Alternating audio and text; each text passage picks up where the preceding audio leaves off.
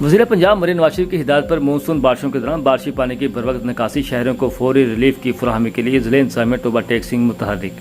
Deputy commissioner Toba ٹیک سنگھ ماہم آصف ملک کا شہر کے نشیبی علاقوں کا دورہ۔ ڈپٹی کمشنر ماہم آصف ملک نے بارش کے بعد نکاسی آب کے انتظامات کا تفصیلی جائزہ لیا۔ ڈپٹی کمشنر نے شہر کے انڈر پاس بلال پارک میں زیر تعمیر underground water storage tank کا معائنہ کیا۔ اسسٹنٹ کمشنر مروہ حسین کمرانہ سیال اور additional deputy commissioner general doctor Tariq Usman بھی ڈپٹی کمشنر کے ہمراہ تھے۔ ایم ڈی وسا کامران کہلو نے کل ہونے والی بارش کے بعد جاری نکاسی آب آپریشن پر ڈپٹی کمشنر کو بریفنگ دی۔